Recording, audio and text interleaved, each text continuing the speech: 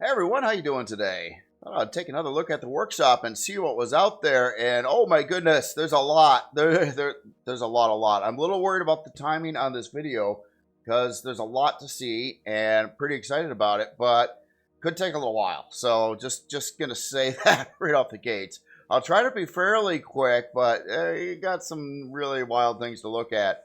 So the very first creation here today is the Hive Reforged Eden 2 by Ente. And this is a super carrier module carrier. I was just reading a little bit of the description. It does have a dropship module bay as well as, I believe it was 2 or 4 Helios module bays, or maybe 3. And then it does some Astra bays as well. I forget all the numbers. It does a lot of bays. I'm sure we can identify them as we look at the ship here. But wow, look at this son of a gun. This is wild. This is wild looking. So yeah, big old flat top carrier with asymmetrically kind of laid out here in a lot of places. Maybe not all the parts of it, but you can definitely see asymmetrical like control tower bridge section over here, and then kind of more of an extension of the flight deck or landing deck up on the other side here, and a lot of module bays in here too. Oh, I really like the blockwork and stuff going on in here. Yeah, very industrial, really cool looking beams and things like that. I believe these, let's see, 1B, 2B. Okay, so these are a little narrow. These must be the Astra modules over here, I'm guessing. A little bit smaller. And over here, I believe these are the Helios modules. So we got 3 of those on this side. Hold on, I got to see the other side here too. Wow, just look at this ship, though. It is so detailed, too. Look at all the just really cool-looking blockwork going on in here with the angles. Yeah, I know. I was trying to look at module bays, but I'm going to get sidetracked a lot, I think. There's so much to see. So, okay, so 3 Helios module bays, 4 Astra module bays, and then a dropship bay, I think, is how it is set up. Yeah, here's the dropship bay, which is the big one. The dropships are the like the largest known module type, I would say. Helios dropship style is, so they just require a massive area to park those. And there's not that many of them, I think, of that. But I mean, they're Helios module or dropship module bays. You know, a pretty good sized ship, and it's by itself. Wow, look at this thing. This is cool. I like how it's, you know, it's a big old like super module carrier here, but it's still got Ente's kind of tried and true style here, which is really cool. That kind of iconic 22.5 degree flare on the sides there. It's still fitting that in despite being the kind of ship that it is, which is really cool. Then we got looks like a really fancy bridge area up over there. And there's a lot of other areas too. It looks like we have dual, yeah, hangar bay openings. Oh, that looks so good already. Oh wow, look at that. That looks neat. Anyway, let's fly around a little bit. This is definitely one to get sidetracked on, I tell you. Yeah, this was a significant time investment there. So I haven't seen anything. Well, maybe I did, but I haven't seen anything like too major from Ente in a little bit, and well, this explains why. Because something like this is like building like 10 individual smaller builds at least. I mean, this is or more. This is wild. There's so many features and things to look at here. It's almost, I could spend hours, I think, just looking at the hull of this. Let's check out that really cool thruster design there for the strafing thrusters back here. Look at all this going on up here. Oh, that's interesting. Yeah, it's like, yeah, you got the thrusters down there, but it's got all the blockwork kind of building up the hull with some extra decorations in there just to support the thrusters. Let's get around to the backside again. A lot of interesting thruster locations here. A lot of thrusters, actually. This looks like it's going to be pretty pricey, but I'm kind of wondering if all these are real thrusters here right now. There are those There used to be those rocket thrusters. I don't know if they're still around anymore. Or kind of like a decoy, like they look like a real thruster, but they're not. That is a lot of thrust power there, because I'm looking at 4 of your drive thrusters in there, plus a number of the, or another 4 of the large thrusters per side.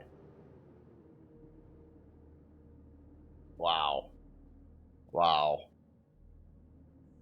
Yeah, I know I flew through here already, but I think it's really, really cool how these like stripes are put in here. It's using thin blocks, but in some alternative blocks on the edges to form that corner, so it looks like it's a thin block layer in front of the other block, which it's not, because you can't do that with the voxel blocks. It's just a different block there, but that is really, really cool.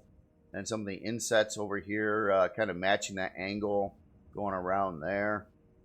And wow, just the detail. The detail, again, is amazing. It's all this stuff going on up here. I like these rails up here, too. And when you're dealing with module bays, you got to have a flat surface on the ceiling for these modules to dock properly. Even though the landing gear of the modules are on the front side, they got to have that flat surface on the ceiling, so it can like line up and perfectly line up to like the hangar door over here, or the module doors and things like that. So that's what these rails are for here, to keep that, you know, perfectly lined up when you dock it. And that it's really cool. All the rails are done too. They look like rails for that purpose. And that's really cool. Yeah, this is just, those stripes really add a lot too. I mean, there's a lot beyond the stripes, but wow. And really cool, like your half block work over here, which is really good for making like frames and like steel pieces like this. Really intricate design going on in here too. Look at that. We got a beam cutting from there and going over to there, and yeah, that's neat. Just kind of walls between module bays. Kind of keeps it open so you can see the rest of the ship and doesn't block it off, but at the same time, it's a support structure that looks like it would be needed to hold the ship together. And that's just really, really cool. And you can see the top of these bays here too. They've got really intricate structure up here, again for the same purpose as the dropship bay in the back, to keep that level when you're docking in here. And then it's got kind of a little bit more of a larger universal door over here, so even if you got a little bit odd placed door on the module, it still works. Doesn't screw with you. And wow. Again, yeah, I'm scared of this ship. It's massive. It's super detail everywhere. There's so much to see on it. I don't feel, even if I looked at this for 2 hours, I could give it justice.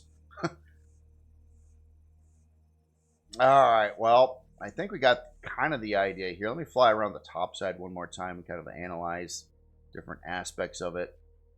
Again, the like the stripes up here, kind of going with the rest of the ship, kind of all fits in there. I like little touches too. Like, notice how these stripes kind of avoid the thruster there. They kind of stop before the thruster, and then it continues on. But then they both angle off, which happens to line up with this angle here, kind of cut into the flight deck a little bit there for some extra decoration. And even down in there, we've got stuff.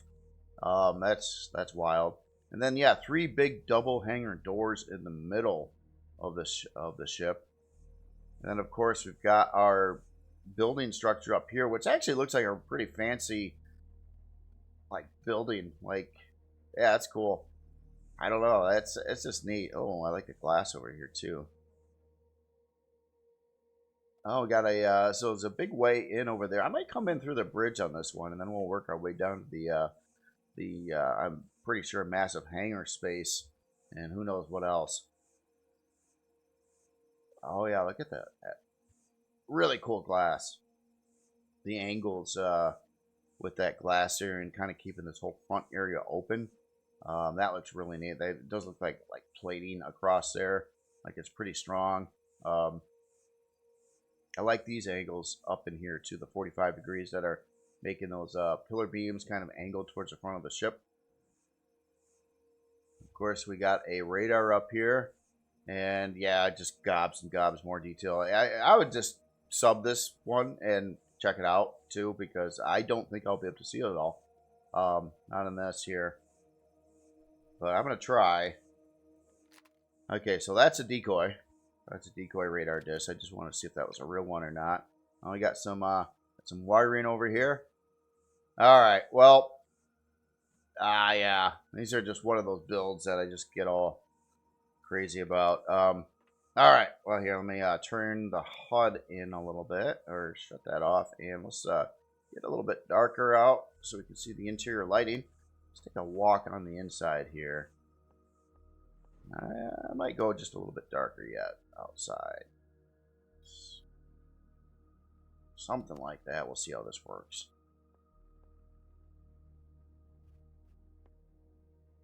Wow. Gotta do a full 360 at least here, just with the camera to see what's happening. Yeah, this looks really cool.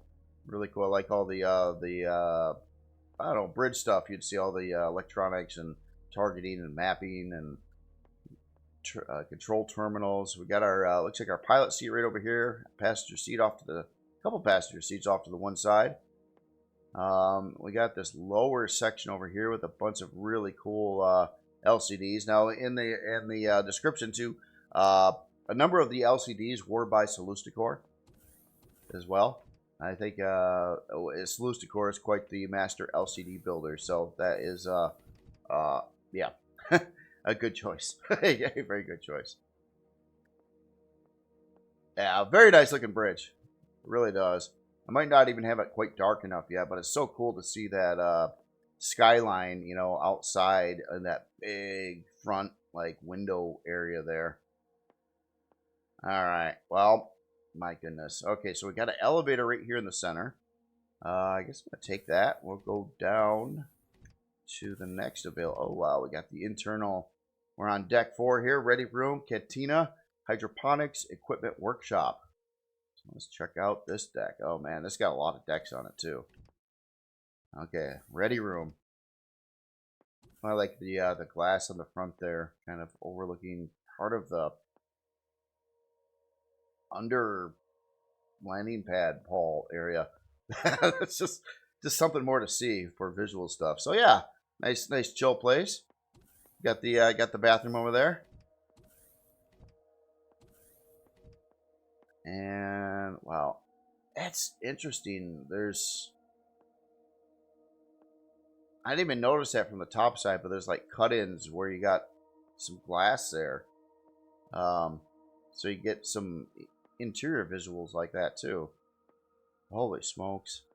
All right, I'm going to take this corridor. I'm going to get lost. I don't think there's any way I can not get lost. But it'll happen. But this, yeah. And obviously we're seeing part of the, looks like gargantuan hangar over there. But wow, this deck is no joke either. We got, okay, so secondary elevator there. I love the support beams in here. All that kind of goes through. Makes it, I mean, the whole thing looks like it's like, you know, engineered and built as a, I don't know, just looks structurally sound, basically. Which, that's just cool. It's a cool looking hallway. I like the wood on the bottom, too. That's interesting. Look here, the wood with the plants kind of mixed into the rest of it kind of looks pretty space age. So that's a really cool touch. And we got, looks like a dartboard over here with our scoreboard over on the side. Play some cricket or something like that. That is very cool. So this is obviously the cantina area, I would say. There's probably a sign I missed that said that too. Oh, I can't walk around the plant. Ah. All right, let's go to the kitchen then. Raid the fridge. Ah, there's the fridge. Oh, that's neat. Again, yeah, just the selection of the different wood floor in here, it works. You know, you wouldn't normally think of this as a texture inside a spaceship, but yeah, no, with this, yeah, that's cool. That is really cool. Oh, we got a big old menu up here too. Oh, we got eggs and bacon. Oh, wow, All kinds of different foods here. The Anvil Donut. There's probably some interesting names in here. The Excal Special Garden Salad. Oh, there's a bunch of things in there. Desserts. Slightly illegal cheese. Oh my goodness. Yeah, these are actually some legit drinks in there, like the Bloody Xerox, I think was a drink in the game. I'm not sure. There are some pretty interesting drinks in the game. So then once you get past there, you get into the hydroponics area. Did say that, right? Yeah, hydroponics right there. That's a really cool looking LCD, by the way. Form fitting to the doorway part. So yeah, we got our grow plots right down in here. Imagine the grow lights are somewhere in the area here. Yeah, oh, they're right up over there. Yep, that works. And that's an interesting way to do it. Kind of like got a ramp above the hydroponics bays over here, and this big old like grow light thing there with all the railings up here and the windows. That's wild. Then we got the equipment workshop up over here. Oh, that's cool. So we got our armor repair bay, or item repair bay. I say armor, but it does more than that. Yeah, of course, our lockers, weapon and armor locker there. These awesome looking shelves. I forgot about those shelves. I still haven't used that in a build yet. I gotta remember all these new parts and all that stuff. Yeah, no, this looks like exactly what it says. All right, yeah, let's go this way. I'm not sure where we're going now. We're going somewhere. Are we back to the bridge? We're back to a lower section of the bridge because there's more bridge up above us, and this was kind of a multiple level bridge. In fact, I think this would be the main bridge. Yeah, two co-pilot seats up here, captain seat, and our welcome sign. Color schemes can be found in the library. Display guidance system, P menu, upgrade markers. You know, I'm going to turn that on now so I know where the upgrades are when we go through this. You know, hold on. I'm going to try go a little bit darker yet. Just really try to get that lighting effect through. I know it gets a little dark in places, but really like to see the visuals of all the different light colors and how the rooms are presented, basically. So we got a briefing room over here in the space exit. Okay, so that's like a airlock going out into space right there. Let's check out the briefing room. Maybe I did go a little too dark though. Sorry about that. I do the same thing with my own ships. I try to get like the perfect lighting to view them, especially when taking screenshots and stuff. And I try to show other people's ships in the same light, I guess you could say. Because it just makes it look you know, its best. If you know, it has all the lighting and stuff inside. So yeah, very, very cool room over here. All these rooms, I mean, are amazingly detailed. Every single one of them. All the stuff going around the ceiling and the block work and the textures and the textured lights. Yeah, very, very nice. I feel like I'm already going to get lost here, but I know I'm on this one floor, so we've been to the main bridge.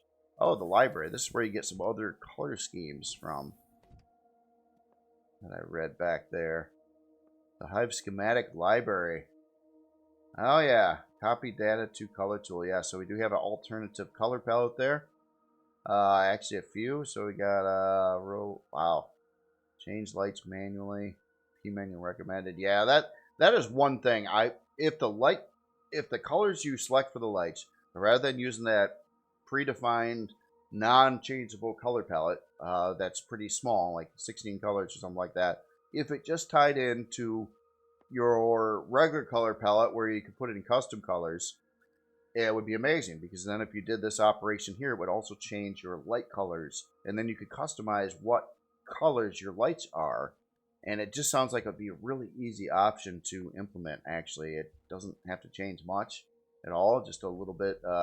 Probably actually make it a little simpler. You won't even need that secondary menu for light colors. Just have you pick your light colors from the your color palette and call it a day. I mean, I think that would be an amazing option. And then, yeah, then you could change all the light colors and everything of the ship when you swap out your color palettes, which would be increased functionality too. So that, I don't know.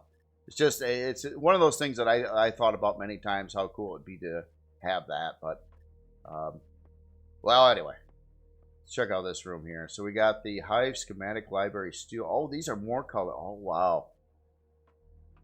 So we got like the Mercenary and the Steel Legion color set. Oh, my goodness. That's cool the way this is done in a library at that. Yeah. Verdant green. They're all over the place. So yeah, there's what was that, like five different color schemes so far? Maybe there's more. And we got some bathrooms over here. Nice library. I like the bookshelves in there. It'd be cool to have actual, like, some other part too that actually looks like there's books on the shelf. I think that'd be pretty cool. Useful for especially a situation like this. Alright, so I'm going to go back upstairs again. I think that's the only way in and out of this room. I like how it sinks down in there, though. Yeah. Oh, yeah. Imperial over there. Yep. Color scheme. Yeah, that's cool. That is cool. Alright, so looks like we got a nice crew room over here. Yeah, probably quite a few crew rooms in the area, I wouldn't doubt. It's near the cantina. We got a chill out place. TV, lots of Groots all over. Yeah, I got more of a multiple room for like, I don't know, is it 3 bunk beds, like 6 people. I'm gonna stay on this deck here a minute yet. You got the bathroom. Oh, I like the LCD there, the women's bathroom, guys' bathroom. Oh wow, don't see that too much in the builds. Honestly, I have seen it before though, but. That's cool. That is cool. Okay, so this just kind of stops right there. Really cool looking hallway, though. I love those angles on the sides there. Architecture like that looks really neat. All right, let's see. Here's okay. So, so this okay. So there's more than one elevator. That one, I think I'm gonna miss deck 3.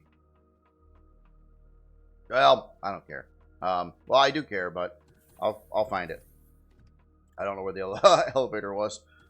Okay, so this one goes down to deck 2, so it skips deck 3 entirely. And this basically gets us into a really big hangar area on the inside of all the module bay areas. That's cool too. Oh, look at that. Oh, I like that. That's neat how that kind of goes right through the force field, like it does, like docking clamps that would hold the creation. These are probably line up to the landing gear that are on the modules, but that looks really cool how that's done up, and it looks like it's right like interfering with the force field there too. But that's cool. The force field makes that neat line around it. That definitely works. So I like the white with the darks in here too. That really makes all the framework in here stick out a lot, and obviously just gobs of detail up there. Look at the little texture lights on the angles up there. That's neat. Framework on the inside. We got yeah. Oh, I'm actually standing on a giant big ramp door here. So this would obviously open up if I was coming in from outside over there, but you don't want it to open up when you're walking on top of it, I don't think. Or maybe there's a P menu, or maybe there's a switch or menu option to hit that too. So what do we have here? This almost looks like another ship parked in here, but it's not. Wow. I like the force field there too. This is kind of like the lower area underneath the double-decker bridge section above. And this would be our crafting room. I can see the deconstructor, constructors, universal constructor. Yeah, it's mapped out to put a lot of production equipment in here, which is really cool. Looks like, yeah, it would all fit in there. Nice. Oh, that's cool. That's cool. So obviously Ente wasn't trying to go bust with the CPU either, so this is kind of see a lot of parts not put in here right now, and yeah, of course it's always because of the CPU, well, and overall cost of the build too.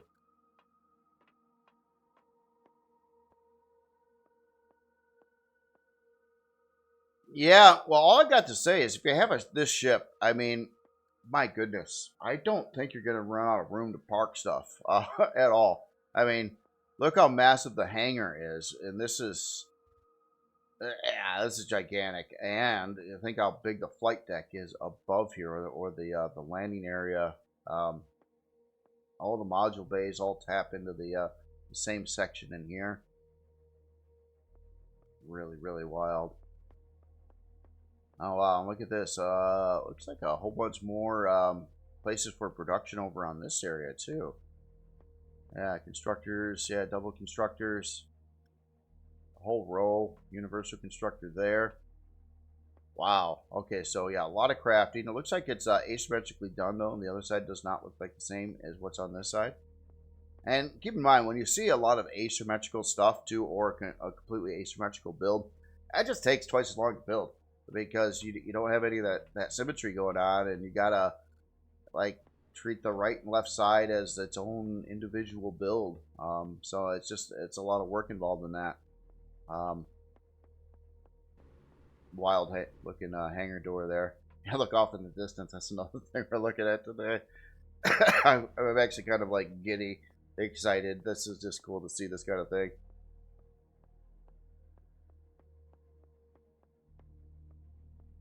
Love the angles here. Again, that's neat. Kind of looks like it could be something from Star Wars too. Color's a little bit different than Star Wars, but yeah, very, very cool. So detailed everywhere. Look at this. Look at this section. I don't even know what's going on here. I think this holds the main shield, and the protection tank up in there. But look at the display for that. Wow. With the guardrails out here and oh wow, there's stuff that way too. There's stuff everywhere. There's some little thrusters somewhere in this ship. You can see them right there. I don't know what they're doing, but it's got some little thrusters over there. I don't know if that's just decorative, or I didn't see them on the outside, but maybe I probably missed them. All right, I gotta take this. Actually, it feels like I'm like, with all the railings and the stuff, and almost like I'm at an amusement park, like getting ready to go on a roller coaster, you know, and waiting in line or something like that. That's cool. Oh, we got the warp drive room over here. Got a gravity generator over there.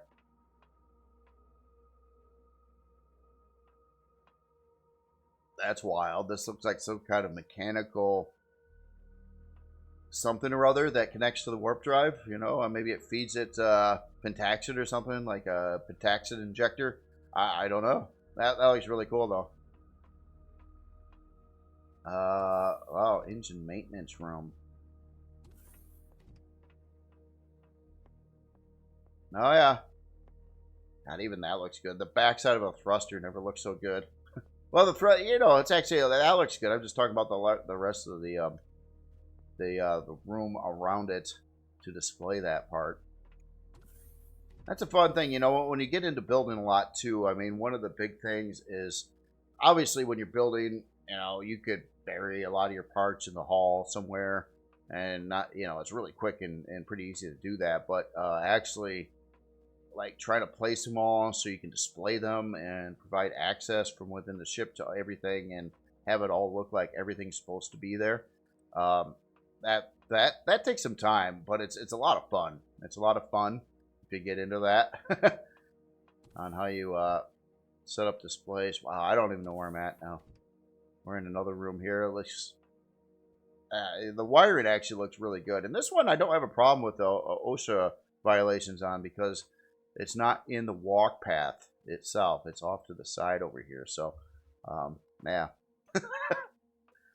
I was always kidding about that. Anyway, medium shield. Okay, got a shield room over here. So a lot of extra shield parts go in here, and that's really cool. You notice the shape here, and then you notice the shape here. How they kind of go together. Like this piece, if it was lined up to that, would like fit snug. That's pretty interesting concept there too. Oh yeah. Oh, we got a bunch of other shield part locations up in here too. Looks like a lot of small shield parts up in there. Glad I turned on those info LCDs. Those are really helpful. I mean, yes, decals work for some things. I think everybody kind of adopted the standard decals for like constructors and deconstructors and even the universal constructors. But there's so many other parts that have, there's so many different parts that it's a lot easier to have an LCD where you could actually type out the full name of the part you're wanting to put there than random letters. Just takes more, you know, takes more work obviously to do that. Oh wow, we got some turbines installed in here. Look at that. These are the big ones. No, these are the medium-sized turbines. We got a 4-pack of those. We got some big spinnies on the other side over here, kind of sucking all that turbine juice right through there. Yeah, I don't know what I'm talking about, but that's cool. Just go with it. Go with it. It's all good.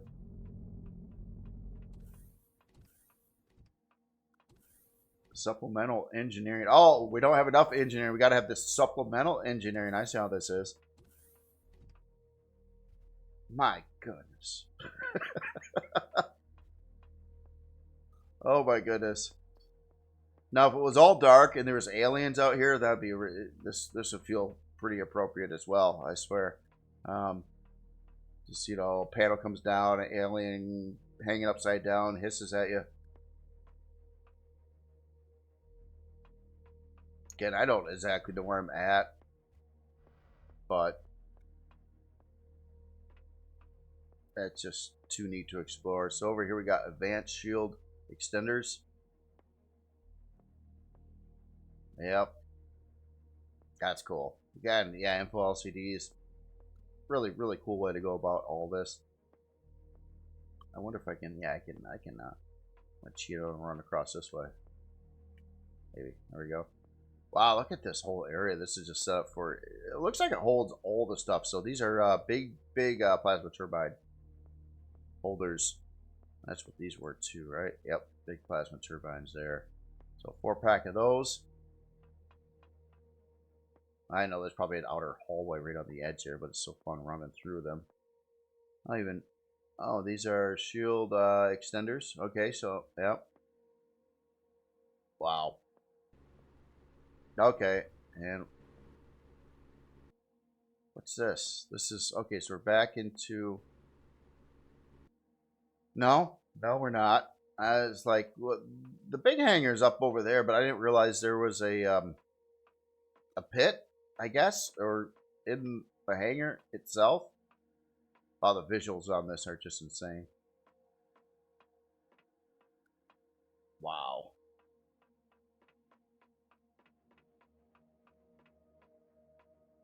So yeah, and this has its own, this is like a HV hangar, I'm guessing. Maybe. I got this flying up in the air too, so it's not on the ground right now. So, or maybe an SV, I don't know. But it is, I was kind of feeling upstairs didn't have enough room. So I'm glad there's this extra area down here to park more stuff. It looks so nice. Dude, that's just cool. Just seeing this cutout in this massive structure all the way around it. Like, it definitely gives you that, big time, like, sci-fi, Star Wars, crazy future spaceship stuff look. Add a lot of adjectives there. Oh my goodness. I don't know where I'm at anymore. I knew that was going to happen, though. I warned you. So obviously I'm in the hangar. There is another deck somewhere. There's a, or two. This is probably out the, yeah, this is back over to the dropship module bay right there. And the fact that so much of this is asymmetrically done too. Even look at the hangar walls. You notice that this wall is different than that wall. That's all the more work involved for the author, or time and work for the author even doing that. Oh, look at this. Oh, does it do it? Did it have enough room? And I think it pulled it off. I gotta figure out how to activate this. I really want to activate this. So I think this would be, this is something that I never did myself. I thought about it a couple times. And it's where you can go from like a lower deck up to maybe the flight deck with like a HV, which is really cool, but it requires a lot of room to pull that off. And here, I'm gonna cheat a little bit here. There's probably a switch. Hold on. So maybe I should, yeah, internal ramp. There it is. That was complicated. So, yeah, that's cool. And this should get us right up to the flight deck from the main hangar. Yeah, it's kind of neat to see. There actually looks like there is a ramp big enough to do that. One of these kinds of ramps. Before, it's always with the other ramps. It's not. They don't get big enough to pull off a lot of these kind of things. But yeah, that's cool. That's cool. So yeah, wow, wow. All right, I'm gonna God mode around a little bit for the rest of this. I want to. There's some more places I've got to get to. I think here. Yeah, there's this other deck. Deck 3. Deck 3. I probably didn't see all the other decks, so we got, well, deck 1, ground exit. This is something that wasn't seen yet either. Wow, this is the ground exit. This is a pretty elaborate ground exit. Holy smokes. Wow. Yeah, I don't, jeez. Aux CPU. Yep, CPU core room over here. That's cool how that's set up too. Look at all the... I don't even need to say. I mean, you guys been seeing this too, so it's yeah, pretty insane to see all this. Oh, and here's probably the ground exit. Yep. Yeah, we're not going down there right now. Oh, this is probably the button I was supposed to hit for it. Yep. With its own LCD.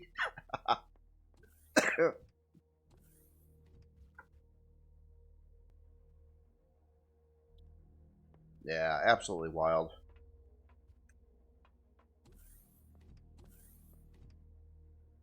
Alright, we're still missing, well, again, I probably didn't see all that deck either. Ground exit, auxiliary CPU. Oh, that was just auxiliary CPU. So, main CPU, 3. I think 3 was, we went from like 4 to 2 before. So let's go to deck 3. Yeah, and we definitely got our CPU blocks in here. I've been trying to determine what core this is at. And I notice a lot of parts are obviously left out of here. But seeing that it doesn't have superior CPU cores in it, stock, means that it could be a core 9 even. So could somehow this ship possibly be a core 7? Is that even possible? I looking at the back thrusters, I would say those alone would blow away any chances of a core 7 unless they're not real.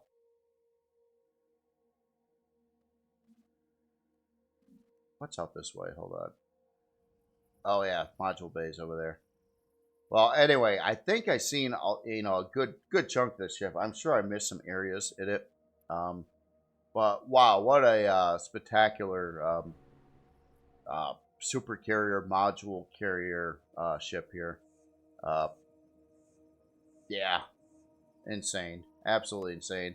Super detailed, gigantic, asymmetrical.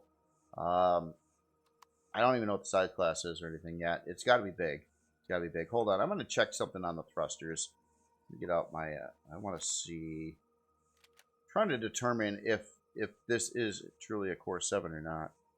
Oh, yeah. See? These are fakes. These are fakes. The large rocket thrusters.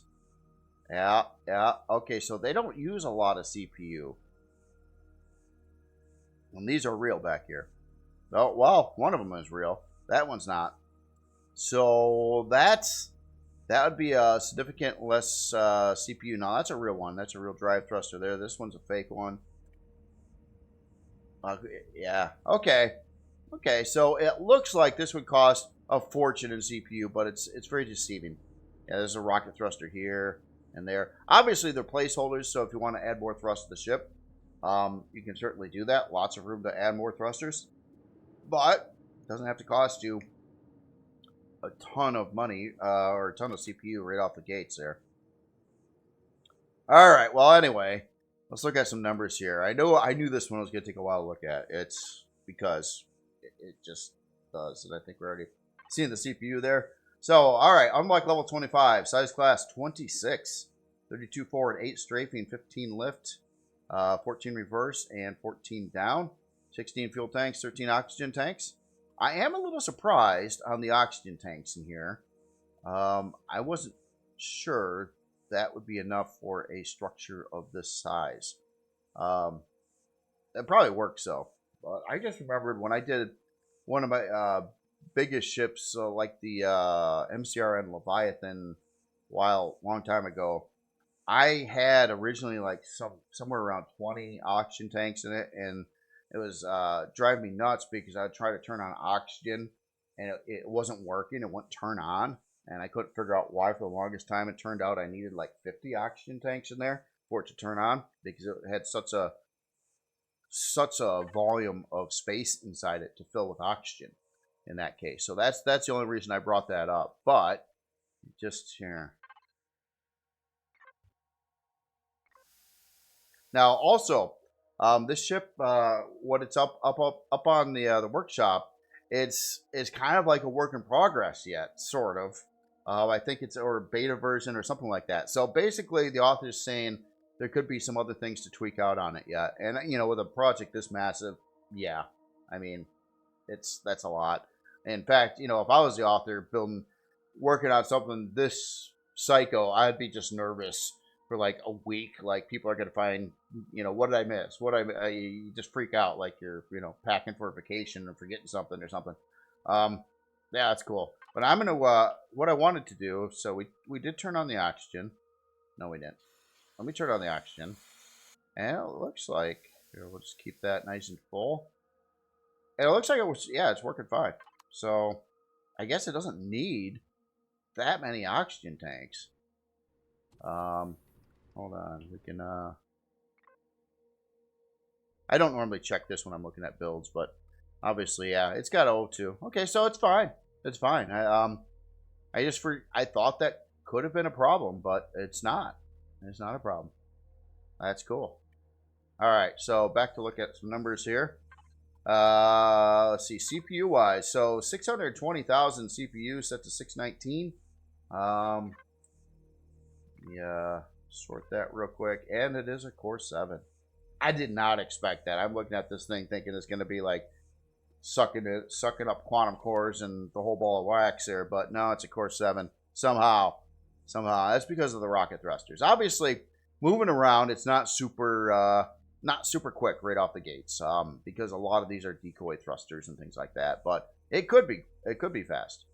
You have to add some CPU, upgrade some of the thrusters, put in the real thrusters in there, and you should be able to scoop pretty good there.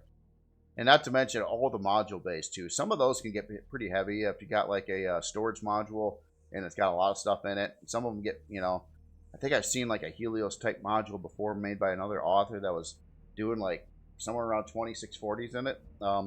So yeah, you could.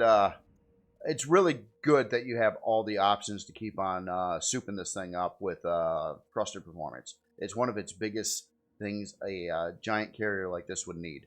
It's going to get weighed down. It's a big structure even to move by itself. Then when you add in the modules plus whatever you land on it, that's more weight yet. So yeah, these things got to be very, very capable of moving a lot of stuff. Now, I don't think this is ever intended to go down to the ground though. Like, I think this would be like a space base setup. It does have some lift thrusters on it, but I mean, yeah, I don't know if I would, even if all these were solid, I don't know. Yeah, I would say it's meant to stay in space and not meant to land on the ground. All right, so let's look at the storage here. And yeah, it's got some storage too. Now, because it is a module carrier, a lot of your storage can be dealt with modules, but beyond that, it still looks like it has quite a lot. So we got a couple ammo bays here at 320 each, a couple storage bays or dump bays over here at 640. I got another six 640s over here. Recycle products, materials, and I think beyond that, some sort boxes and miscellaneous other items in there, all nicely labeled and everything too. But yeah, very, very cool. Wow. So yeah, and this is still getting like little tweaks and stuff done on it, but I can vouch for its oxygen system. It's healthy. It works. It doesn't need more oxygen tanks, which is pretty wild. I just thought it would. All right. Well, again, this is the Hive Reforged Eden 2 by Ente. Super, super impressive, super module carrier. That is only a core 7. How it sits, and it did have some plasma, like some real plasma turbines in it at that too. So really wild. All right. So the next build today, this one's very unusual looking. I got to say, very, very cool looking. This is the Tino by Artemis Rogue. This almost looks like it's for a different game. God, is this thing Xeno? Kind of looks like it's Xeno. Hold on. Yeah, it's Xeno, all right. All of it's Xeno. The whole thing's Xeno. I gotta say that this author, Xeno, is like the nastiest thing to texture. I mean, your texture options suck. And to try to make anything look good out of that is a challenge. But this author, due to normally specialize in a lot of pretty high-end combat CVs, really has mastered the art style of working with Xeno blocks here. Because again, there's not a lot you can do with them. With the textures are pretty funky and crazy on a lot of them, and to make anything look good out of that is rough. But yeah, what the author does with the gradients of the usually always the blue gradient, you see the fades going into the bright to the whatever. That's a cool look. It kind of looks like there's a big screen behind here. Now I'm not even sure what I'm exactly looking at. It kind of looks like a part in a game, like a storage box or something like that. I should have looked up the name of this. I'm unfamiliar with that name. I don't know if it means something like it's a type of storage case or lockbox or something like that. I'm not sure. This is really wild. I really do like the block work, the color tone differences, and the way it's kind of presented. It just very unusual looking in a good way. Now this thing does have quite a bit of guns on it too, which is pretty characteristic of the author, and it's also built out of Xeno. So my first impression is this. He decided not to build a combat-oriented CV, and wanted to do like some kind of a carrier type of CV. But I'm not so sure about that. Kind of looks like it's kind of ready to shoot stuff, especially built out of Xeno and stuff. And quite a lot of guns here on the front. Don't see any launchers though. I think that could be just a very impressive drone defense setup. And I would think this would move around combat CVs.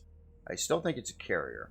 It's just a well-defended carrier with some extra retractable turret mount positions throughout over here as well. So a carrier that can shoot up stuff and land a couple probably combat CVs at once, or at least a good sized one in the middle. That's cool. I really like that color gradient though. Look how that kind of glows on the edges there. That's quite a trip there. Big row of blues in there. And look at this giant. Yeah, it's deceiving too. This is a pretty big hangar. I think this hangar was specifically designed to hold CVs. No door on it. So this would be open air over here. No force field either. But yeah, you don't really need it. You park your CV into the. I got to look up the word. It's just unfamiliar. It probably means something. I'm pretty sure it does. That's wild. That is wild. A giant like drawer carrier. I don't know. Looks really tech. It looks like a part. It looks like a suitcase luggage thing in futuristic tech world. That is cool. So let's check out the inside here. So we've got some. It's like an area for a bunch of fuel over up the side wall over there. I like this color gradient going around the bottom of the hangar area and the top. That's cool too. Nice accent. Again, Xeno sucks to paint, and try to make anything out of it takes a lot. And this is such a cool idea on what to do with Xeno to actually make it not look as bad. Which is, this actually looks, it doesn't even, you know, first impressions, this doesn't look like Xenobox. It's just, but what Xeno, I think one of its serious problems is it's missing a flat, texture, like your base metal textures. It doesn't have like a base texture to it, which kind of screws up the whole pack. If it had that in the mix, then you can kind of blend stuff a little more and stuff like that, but it just whacks it. It doesn't have what all the other like texture things would have, or materials have some kind of base textures to kind of go by, and then you add in your accents and stuff, but not Xeno, which makes it all the worse. So we got O2 over there, and our med bay. I said med bay before I even seen it, but I just knew it was going to be that. So component bays with green roof are for targetable devices, gems, warps. Oh, really? So like decoy bays is what I'm getting, what I got the impression of there. Wow. Okay, let's go down. I don't know where I'm at. We are in, it's now the Artemis cube. It's like a board cube, but this is all Artemis. Okay, so yeah, look at, wow, look at these things. These are like armor wall layers. Like, this thing is meant to carry a bunch of devastating combat ships and be a combat ship itself, I think. I don't know. This thing's crazy.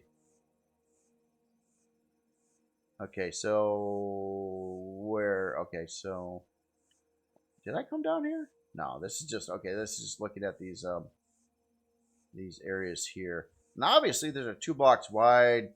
I mean, you can fit parts there. Or a lot of stuff, but yeah, wow, that's just layered. Layer after layer after layer. All right. Okay, so we started at that floor. Let's go up to next deck. Keep my eyes out for any doorways here. There's one. All right. Let's see what's over here.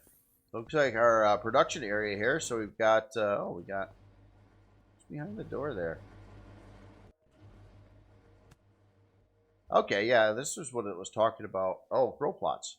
Okay, so we got, oh, it's got a farm. Check that out. This farming section. Uh-oh, how many might... Ah! Right here, I'll turn on the jetpack. Works so stupidly in creative mode. Just... Okay, so a production area and farming area. So, yeah, a bunch of, looks like 36 grow plot potential. And obviously you can fit... you can fit a lot more constructors and deconstructors in there, however you want to set that up. And then we're got the overlook over the really quite a massive hangar. You know, more of a CV hangar bay than an HV or SV. It does have the individual like landing pads for HVs and SVs, but yeah, it can definitely hold, I'm sure, a few of Artemis's combat CVs. I say combat CVs because most of them are. Definitely focuses mostly on combat CVs. So up in here, this is cool. So we got our, looks like our pilot seat here, kind of in the middle of the Artemis cube. I'm gonna call it that from now on. The Artemis cube.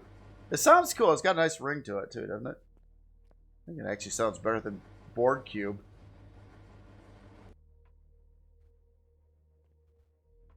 So yeah, that's cool. That's cool. So utility off the side, all your armor locker, weapon locker, O2, med bay, all your medical stuff. Probably a shower, probably a toilet. Yep. And then we got these other doors that sneakily open up over in the front here. And let's get these stupid stairways. All right, sorry, I'm just not a fan of the 45-degree staircases because they just don't work right in game. And well, there's that. I complain about it every time I have to see one and walk up one. And there, oh, we got a first-person pilot view right up here too. We did see that from the outside. So you got your third person back in there, first person up here, so you can see and if you want to fly in first person. Obviously, the one back here is a lot more secure. So if you're using the Artemis cube to destroy the Klingons, I just threw that in there. But yeah, you can do that. But you can bring around some utterly devastating combat ships with you in your back, combat hangar to do this. So, no, this is really cool. Again, I never seen Xeno look so good. I mean, I don't think there's any blocks on this thing that aren't Xeno. Anywhere. I was like looking for something other than Xeno. I mean, glass doesn't count, but yeah, I think it's all Xeno. This thing's gonna. I mean, to build this in game, you're gonna need to salvage a lot of POIs or spaceships with Xeno. But let's look at some numbers here. So, unlock level 25, size class 20. 8 forward, 8 strafing, 8 lift, 8 reverse, 8 down. 30 fuel tanks, 4 oxygen tanks. Got 18 sentry guns, 9 light plasma turrets, laser turrets, and we do have long-range radar built in. 40-hour and 12-minute build time. How much Xeno does it take? All of it. Yeah, it takes all the Xeno.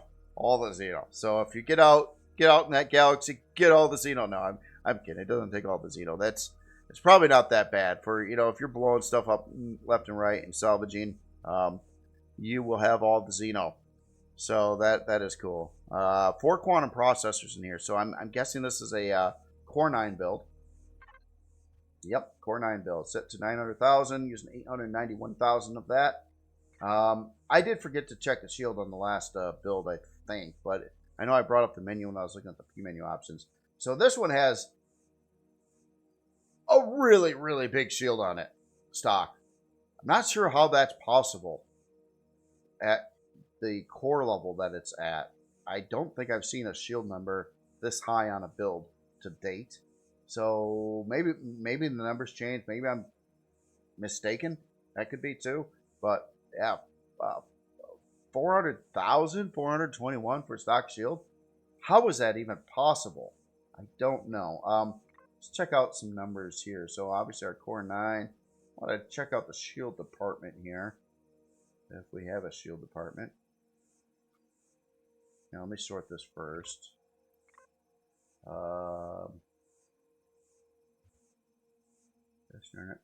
You'd think you'd find the shield stuff in a section called shield or something. Doesn't seem to be the case though. Probably under like some kind of equipment or drone systems. Oh, we got drone bays on here. I didn't see those. Wow, okay, so 2 drone bays and 8 launch pads for drones. Interesting. I didn't know. I thought it was like either 2 of these per one of those or 1 to 1, but it looks like that is not the case. So a lot of drone launch bays on here. So it's kind of like a drone carrier thing too. So you got to add that into the defenses. But where are the shield parts? I'm sure people are screaming at the screen right now, like, "You idiot! It's right under the blah blah blah." I don't even see a section for shields or anything like it. Fuel equipment, hangar doors, maintenance, ventilator, spotlights. Oh, come on. Oh, you know what? Maybe I got it wrong. Obviously, okay, it's only a Core 9. It's got an insanely big shield on it. I don't think that's accomplished with a bunch of shield add-on parts. I think it's accomplished because this thing is solid Xeno, which adds to your shield total. And it's a lot of Xeno. And I think that's how it's getting its ginormous shield. Is not through extra shield parts that are costing CPU, but in fact, lots and lots and lots of Xeno blocks. I mean, you could do that with combat steel or other blocks too, but Xeno, good return value there on your block versus additional shield hit points. And I think that's how it's hitting such a massive shield on it, and not actually running a bunch of individual shield parts. I didn't see any inside the build when I was flying around. There's a drone bay. I'm just gonna, just kind of god mode around in here a little bit. Got like a thruster down in there. I got the long range radar. Yeah, there's obviously tons of room. So it does have some shield parts in it though. So yeah, there's one. That looks like a large shield part there. We got our main shield there. CPU core blocks. Another one. It's got a couple in it. But yeah, the bulk of those shield hit points have got to be for the material that it's made out of, and the size of it too. So yeah, really wild creation, really wild. Like, yeah, the Artemis cube. You know, the only thing I did not see anywhere on here yet, and maybe I missed it, but I see no Groot. I see no Groot in here. So I'm not sure what's up with that, but no Groot, unless I'm blind. I'm probably blind, but anyway, very, very cool build. Oh wait, we're not done looking. Let's look at the storage. So we've got 5. Looks like they're all 320k ammo controllers, 5 of them. And then beyond that, we got a 640 controller for regular storage and a 320 harvest controller. So good amount of storage on here too. And you can hold ammo for days.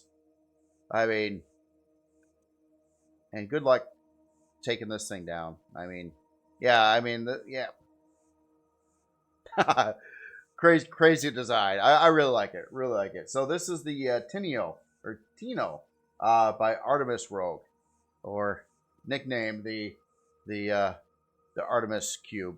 All right. Anyway, let's power this off and get on to the next build. Really, really cool, by the way. So much to look at today. More to come. All right. So next build here.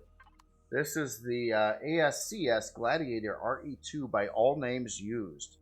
And this looks like a mid-sized, well, smaller to mid-sized combat CV, just by the general appearance of it, and the big old launchers that you see on the front and or top and bottom of it, and a lot of locations for probably a lot more guns yet.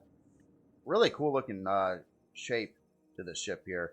Like the kind of the pretty blunt front end on it. It looks tough. It looks strong. Like the rear thruster placements over here.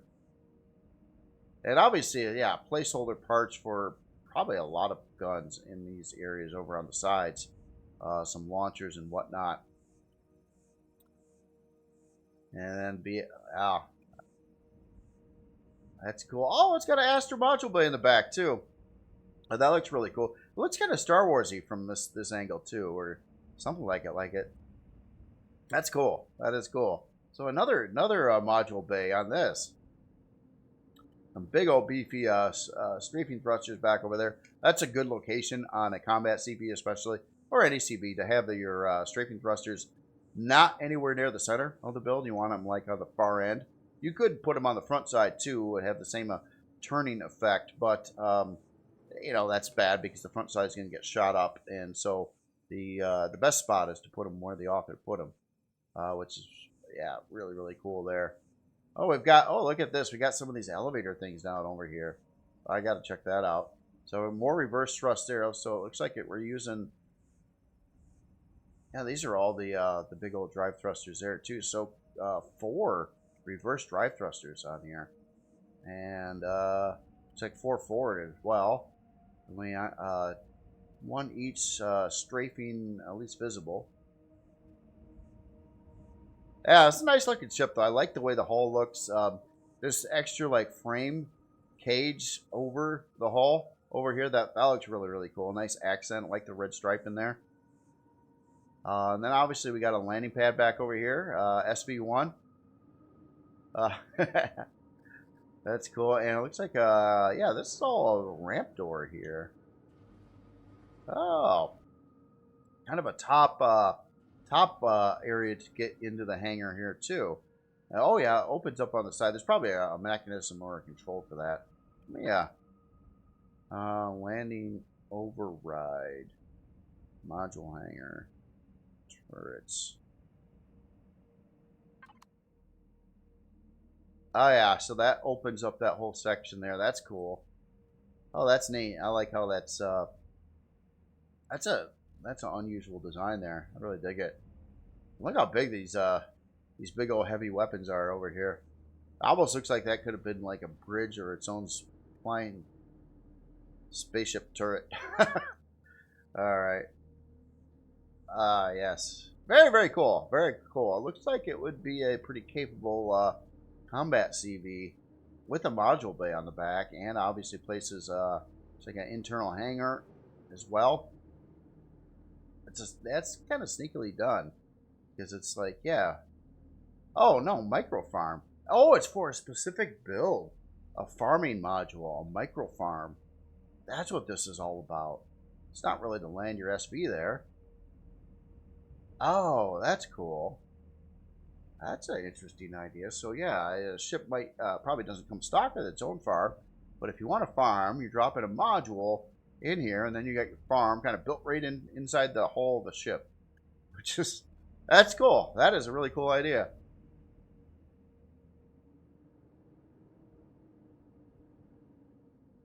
Yeah, very, very cool.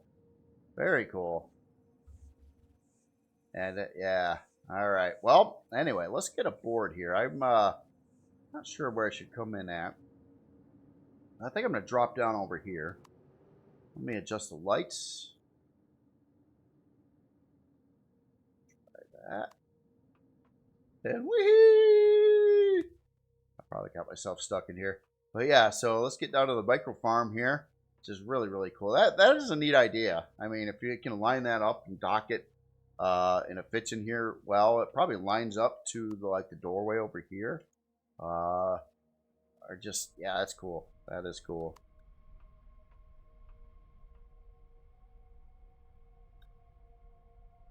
You know, it makes sense too. The module bays, like the Astra, the Helios module bays, and whatnot, you know, they're meant to bring in a module and then undock the module and stuff like that. This is kind of like a permanent fixture. Well, I would say permanent, but I mean, you drop in your farm, and then it's like it conceals it. You don't see it from the outside. It's like part of your spaceship now, but you wouldn't even know it was a different ship. You know, that's cool. And then of course, you don't have to deal with like that feature and take it away out of your CPU on the main chip, or, you know, any of that stuff. Not that farms use much CPU, if any, but that is cool. That is cool. So it looks like we're getting over to the bridge here, and definitely got that sci-fi space look, kind of Star Warsy look again. A lot of grays going on in here. So we got our, looks like a third-person cockpit. I think that's, I didn't see a first-person cockpit on the ship. So, again, it's combat CV. So we got our secure bridge area. Got a little welcome information here. Talking about some upgrades. Plasma cannons. And, yeah, from the outside hull, it looks like it was really meant to hold a lot more guns than what it has on stock. And I'm sure it was, you know, again, to balance the CPU. Can't just come in with a Core 17 right off the gates. That's usually pretty rough to get all the resources for that. I like this over this extra balcony kind of over the bridge area.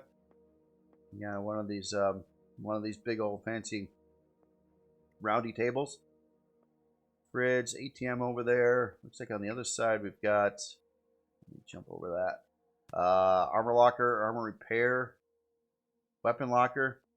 I said armor repair. I was wrong. That's a closet.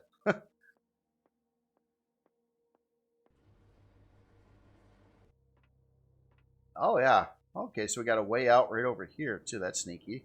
I like that. Multiple ways in and out. So this looks like it's, yeah, pretty close to the bridge there. So you just kind of, probably on either side, you can just run in right on the sneaky outside doors, protected by a force field and blast door. Okay, so I'm going to get back into God mode. Just want to fly in the front here a little bit. See how this... Oh, wait. There's another deck below. Yeah, there's an elevator right here. I totally missed. Okay, so we got a medical bay. Oh, look at that. That's a different placement of a shower. I kind of dig that. It looks like you can, like, sit down in there and sit on that thing there, and it soaks you. That's good. It works. I kind of dig it. You can walk right across it with no problem. Huh. Maybe the first time I've seen a shower orientated in that fashion. Could be. You got a universal constructor built right in over here, and it kind of looks like it's a separate, like, deployable SV or something. That looks cool the way that's sunk into the ground like that. That's cool. So yeah, lots of utility function right next to the bridge too. Couldn't be more convenient.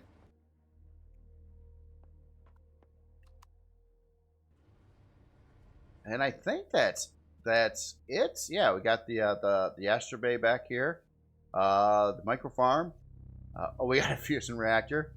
Looks like a small one with room to put in a big one.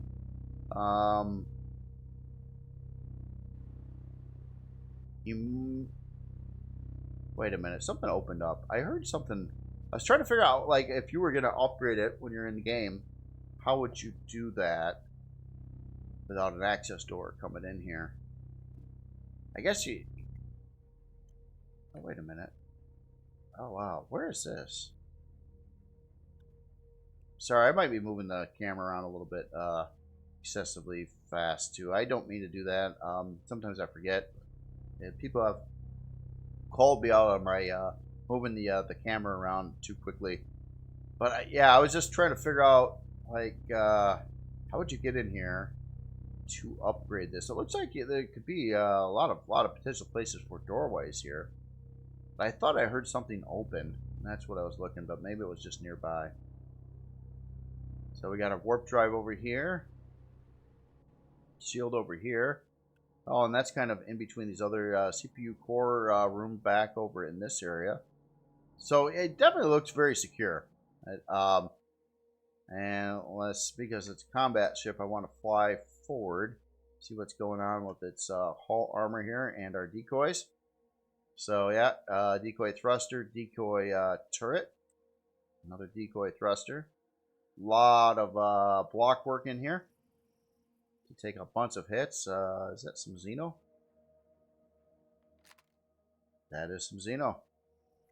And combat steel. So yeah, definitely a combat ship. You know, it's got some pretty good weapons on it right now, especially with these big ones over here. But yeah, a lot of room for more weapons, especially in these cages off to the side over here, and probably various other turret positions around the ship as well. Very cool, very cool. All right, let's get the lights back on. We'll take a look at some numbers here. So unlock level 25, size class 3, 44 forward, 40 strafing, 40 lift, 46 reverse, 40 down, 58 fuel tanks. A lot of fuel. 10 oxygen tanks. 8-hour and 4-minute build time. Looks like this is going to be a Core 9. A Core 9 with a couple of heavy weapons on it. That's pretty cool. So yeah, 4 quantum processors. Long range radar built in. Triple cannons are what those heavy weapons are. CPU wise, oh wow, look at that. It's got a good amount of extra CPU right off the gates here. So like like 180,000 CPU just chilling for I guess more guns and stuff right off the gates, which is really, really cool on this. I wasn't looking at the warp drive on these two. Sorry about that. I usually like to check that out. Advanced warp drive or 60 light year warp drive on this one. Let's see. We got a stock shield of 63,506. And it's not, yeah, a bunch of different P menu options for things. Oh, self-repair too. Self-repair option. That's in there too. So that automatically turns off the shield, I noticed. So yeah, it probably can't repair itself when the shield's on. That one makes sense. And that, oh, that's cool. That is cool. I really gotta check out that feature or that new add-on part with the self-repair bay that you can add on the builds now. Yeah, very, very cool. Very cool. So storage-wise, we've got a nicely labeled storage system here. So we got a fuel box, main cargo, 640K there. Fridge, loot box, 546K. Ammo, 320. And our Pentaxid tank and Pentaxid. So you got the tank, and then like a extra box to store more Pentaxid. And some sort boxes, I think. Oh, wow. Yeah, weapon mods. Yeah, sort boxes there. So yeah, very, very cool. Again, this is the ASCS Gladiator RE2 by all names used. Very, very cool combat CV. It definitely looks cool too. The old shape design is really, really nice, and it looks effective in game too. It really does. It's laid out well. Plus, you got the extra farming micro farm and Astra module bay to boot with some more utility function. Use this kind of as your main ship potentially as well. Very, very cool. All right, so next build here. This one's deceiving because when I first spawned it, I'm like, I thought it was a different ship than what I thought I was spawning. But I know why now. Let me turn it on. Hey, look, it transformed. Oh, yeah, this is cool. So this is the Star Wars TIE Striker RE2 by Zelios. And I think Zelios has a patent on these iconic TIE Fighter LCD wings. I've seen a few builds with those, and that is such a cool idea. They obviously don't weigh anything because it's LCDs. They don't cost you any CPU. They make your ship look a whole lot bigger than what it is, and really cool angles that you can't do with blocks, and stuff like that. So that's just slick. That is just slick, and you can animate them too. Like I'm gonna just find out. Well, here we'll look at the build here, and then we'll. I want to get it off the ground, see if those wings change their shape when I do that.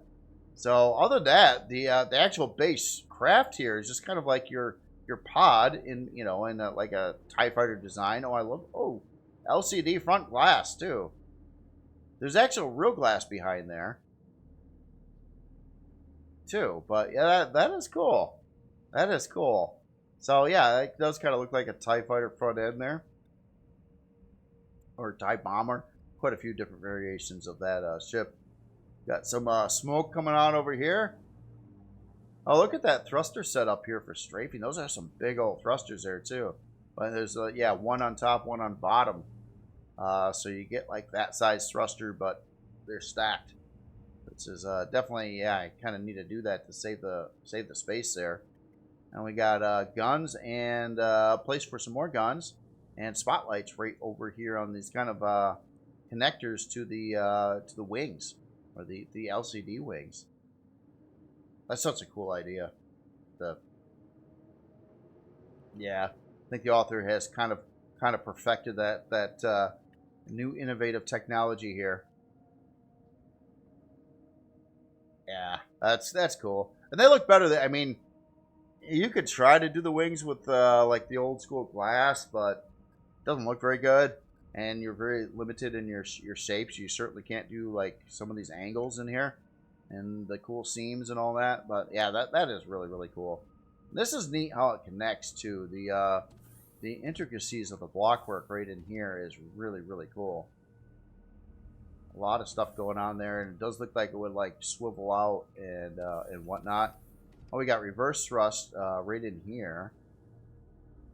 That's cool. Seeing these SV thrusters like that, they're a very detailed part, and showing it through the way the author did here, that looks really cool. Look at that, like a, you know, near Star Citizen like detail or something that you see in this general section right there. Just by seeing that part there, because you know, again, the thruster does look pretty good. Burying them kind of makes them not look as good.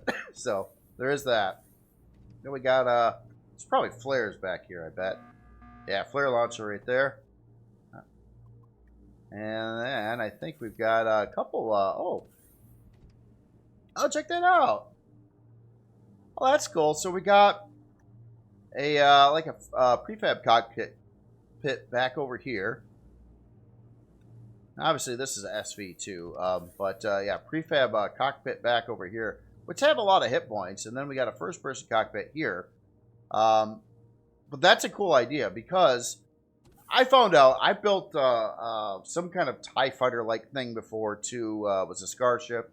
Didn't quite exactly look like a TIE fighter. It was following the general characteristics of a TIE fighter, but so a little different. But yeah, I actually used that in game and got blown up because I had a front window here and I was sitting in front of it, and then I got shot by like an enemy CV and it killed me and took out the ship. So yeah, it's a little dangerous to be flying right there. But back over here, that's a whole lot safer.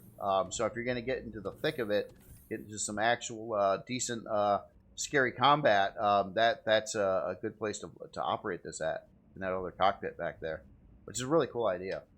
That kind of fixes that problem. It's too hard to keep something like this defended and have good visibility in first person at the same time, unless of course this is like you got a big hole in front of you or something like that. But in the case of a build like this, you don't. So that's cool. All right, let's get aboard here. I really like, again, how this whole wing setup is done, and I really like how these lines in the LCD line up at this shape and meet up to like the wing mount block work there. I think actually I don't know what I was thinking. I guess I was gonna try to come in through the back of the ship, but I think you have to come in the top on this one. Maybe there's another way. We'll find out. But let me turn down the lights a little bit here. And let's jump in. And yeah, look at that. Nicely detailed interior space here. Oh, we got a clone chamber, O2, fridge, trauma station, armor lockers, box over there, a couple storage controllers or ammo controllers. Oh, we got a food processor down on the floor. I think that's a constructor right back over there. And we got a back room. That is a constructor. Oh. Okay, I can't go there. But oh, that's weird. It's yeah, it's weird hoppy for some reason. Probably maybe it needs another part. But anyway, we got a warp drive back there and a couple CPU cores. It looks like a few CPU cores in that area. This is probably another slot for another one. I bet you if the other one was in there, you wouldn't have that problem going through the door. I think it's just, for some reason, it pushes me towards the center. Oh, there we go. Got around it. Now it looks like we got another thruster here that's probably a lift thruster there. So yeah, really, really cool build. The author also had another TIE fighter out there on the workshop right now too, in new releases. Up on the spotlight. So this is one of two. Okay, so now I did want to take this thing off the ground, and yeah, look at that. See how the wings changed angles? That is so cool. That is, again, LCDs.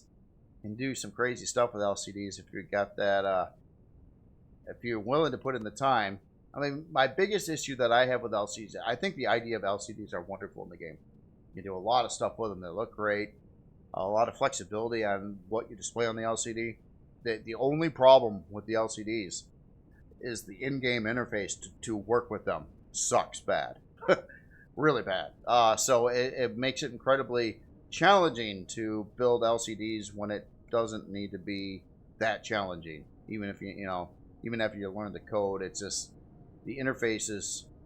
It sort of struggles, and you can kind of get something done with it, but most of the time when I'm ended up building the LCD, I have to use like Notepad on the side and copy what I'm doing in the LCD to Notepad so I can actually type it out correctly, and then I'll paste it back in to look at it again, and then copy it back out of there, put it back in the Notepad, modify it some more, and it's just, and I get so annoyed, and it's all due to the interface in the game. It doesn't do the right spacing and characters, and messes up just all the time with stuff. But you can accomplish stuff with it. It just doesn't do it very well. But yeah, anyway, that is really cool, and I love the tilt on the wings when you take off like that too. I thought it was going to do that. That's in fact, well, the picture actually showed it with the wings tilted. So when I had it on the ground like that, yeah, that's cool. All right. All right, let's look at some numbers here. Unlock level 25, size class 1, 42 forward, 37 strafe, and 42 lift, 42 reverse, 37 down. 12 fuel tanks in here. This will go for a while. 3 oxygen tanks. Decent amount of guns on here. Got 6 of the plasma lights. Take down some shields and shoot some hull, and some actual laser turrets to also assist with the rest of that. Gatling guns for those occasional drone contacts. And a flare launcher. 2 hour, 4 minute build time. Looks like it's going to be a Core 9, I think. So yeah, 28,000 CPU set to 27,799. That's tight. That is right to the limit there. Author didn't want to waste like any CPU if possible, but it's just one. Find something to use, one CPU, you'd be like right on. I'm kidding. Oh, it's a Core 8. It's a Core 8, not a Core 9. Okay, that's cool. Why is it a Core 8? Hold on. I think it is a Core 9. It is a Core 9. I just had to sort it. Oh, so it wasn't including the main core. So Core 9, 2 superior cores in there. There's only one kind of warp drive for these builds. Does have a stock shield on here, 11,370. We have some P menu options for all the LCDs. We got some spotlights, and we got some wings. The wings look like they automatically work. I'm scared to turn them off. I don't want to turn them off. Wings look so cool. Storage.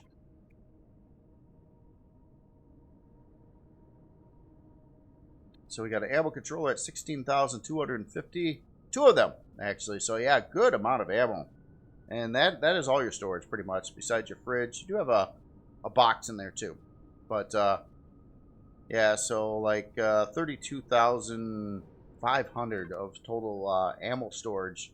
Or, keep in mind, you can put other things in an ammo box. It doesn't have to be ammo.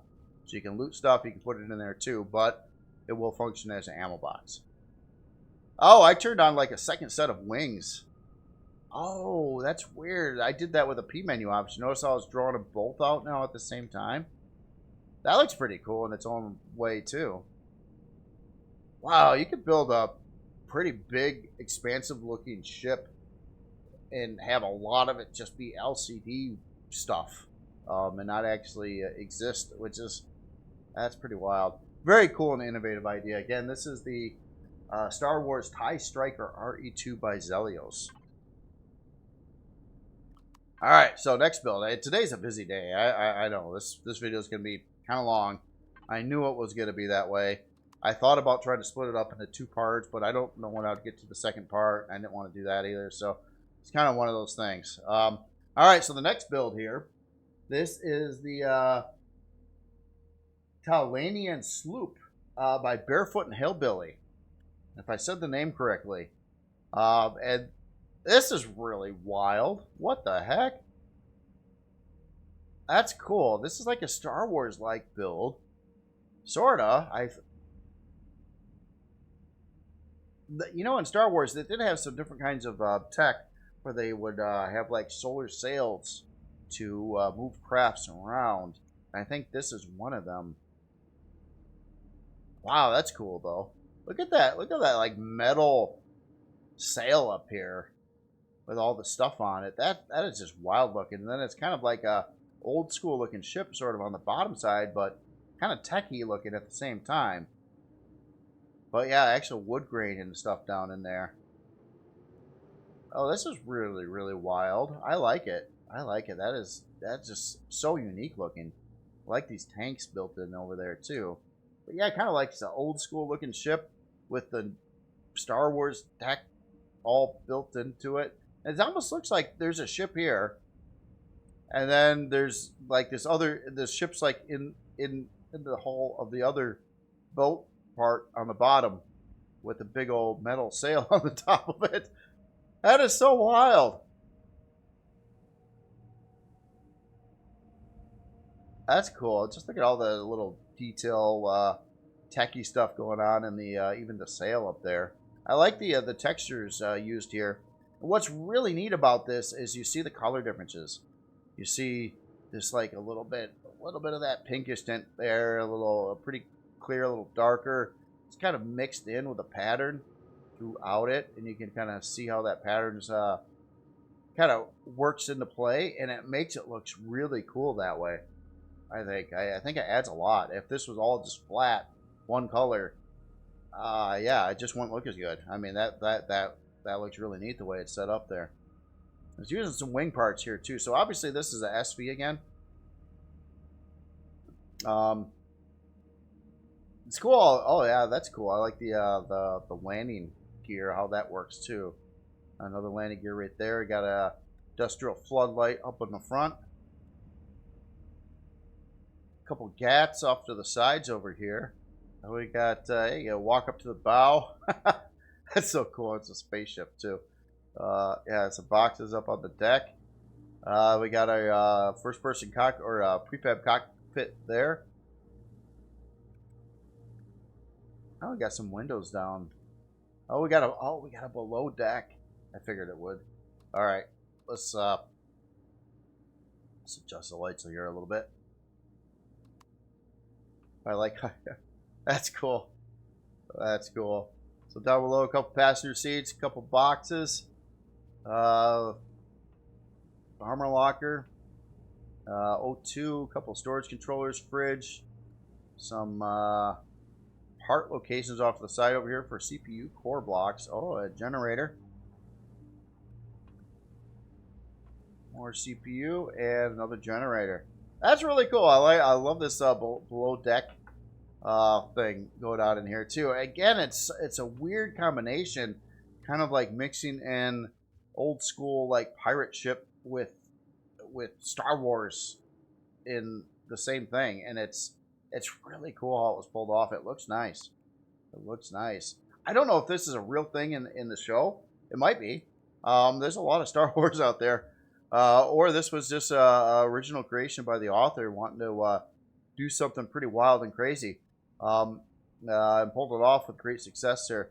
These wings look really cool on the sides over there too. That's neat. That is neat. It's just something you don't see every day. That's for sure. That sail looks so neat. I love these all the intricate block work of the center mass area. And then, of course, you know, again, the color differences on the metal up there. That looks really, really cool as well. All right, well, let's take a look at some numbers here. So, unlock level 15, size class 2, 24, 11 strafing, 16 lift, 20 reverse, 11 down, 5 fuel tanks, 4 oxygen tanks, 2 Gatling guns, 2 light Gatling turrets, and a detector. Really quick build time, 58-minute and 23-second build time. Not really needing anything too special here. It does have a couple bridges in it, so it's core something or other. It's not that high of a core, basically, though. That's kind of what I meant by that. 12,000 set to 12,500 using 12,145. That will translate to just make sure that's sorted to a core 4. So 2 basics, 1 improved core in there. Shield strength 55 or 5,580. storage on here. We have looks like 2 ammo controllers. Oh, wrong ship. Wrong ship. 1 ammo controller at 4219. Couple sort boxes there, and then 3 other controllers here that are going to fluctuate a little bit in size. 2 of them are 2K, and third one's just about 4K. And some more sort boxes, and I think that's what the rest of them are. So yeah, a bunch of a couple decent controllers in there, some sort boxes. So yeah, really wild build. It just that's cool. That is cool. Can't say I've seen anything really like it before. I've seen some cool looking sailboats built with Empyrion, stuff like that. Some other kinds of like sailing ship kind of things, but this is just different. And it's really cool. So again, this is the Talanian Sloop by Barefoot and Hillbilly. Very cool.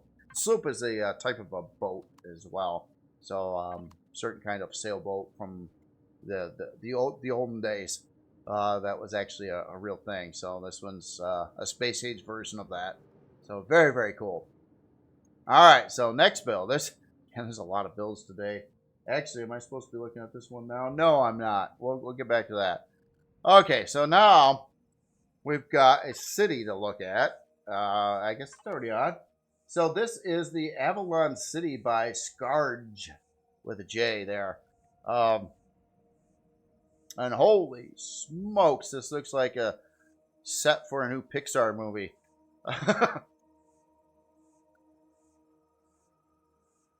Look at the visuals. This looks awesome. It looks again like I'm looking at a different video game. Like that's wild. This thing is gigantic, by the way. It is. This is no joke. It is one of the larger creations I ever looked at, I think, in size class. I'll confirm that, but I thought it's pretty big. But I'm just going to fly around like we're filming a movie set here. There's a car chase going down over there, and I'm just kidding. I don't know about cars, but look at all the. So we got a walled city. Looks like we got a big chapel over there, a big castle in that general area. All the houses and the shops and all the other stuff in the area here. Let's check out what some of these have going on in here. So yeah, all kinds of these houses are actually pretty big. I mean, if you think about it, from the outside, this house in comparison to the whole city looked pretty small, but it's not. It's actually really quite large. So I mean that could be a full size. Pretty crazy player base in this one house, and look at all the houses. Now let's check out one more. I want to see if there's so they have so similar styling on the inside. I just wanted to get a look at that, see if they're all really wildly different. This one, that's my fault there. I got some wall. I was trying to spawn this in, keep it kind of close to the ground, but there's a little bleed through on this side of the base, and that's where we're getting the dirt from there. Sorry about that. Most of it's, I kept open, though. I was trying to be nice with that, but I didn't realize I spawned part of it in the cliff over here. Oh, well, we got, is this a cemetery? Maybe not. It kind of looks like it would be. Like, I don't know. That's wild. That's right on the side of the one chapel place. Yeah, this does look like it would be a cemetery, I think. Oh, look at the well over here. No, gazebo. Oh, with the statues over there, the bunch of Poseidons or something. I look at the chapel there. I like the neat arch block work going there. No, actually, that's the bigger one there. This is just wow. Look at this. We've got big old statues, and yeah, these guys. I like the flooring. That's interesting with the red flooring. Different. This is one of those textures you don't see very much in builds. because it's got to be a base and it's got to be made of concrete material. That's probably why you don't see much of that texture. It is actually kind of a cool texture. It has its usage. I wish it was available with other materials, as well as a lot of things actually. Different. You can tell this is stone texture down here with a different tiling. You know, we got, wow, even like these towers in the corners here. These things are gigantic. This is a big city. I'm going to fly around a little bit, and I want to check out a couple of the structures in particular. Probably the three right in this general area here. But let's get a grand look at it from a different perspective here. Notice the color differences on the roofing as well. Is something I wasn't really paid attention to. But you got blue, green, and red. And then you got kind of more of your like tan clay color for the all the other houses there. We got like a center courtyard over here in between town, kind of coming into the really massive structures on this side. It's not like these houses, individual houses over here are gigantic too. I'll look at the fancy fence. Very very Art Deco going on there. I like how this is set up with the wood dividers kind of going along the houses. Kind of gives it that old school certain kind of like stucco like housing and things like that. Well, I don't know. I don't think it's stucco.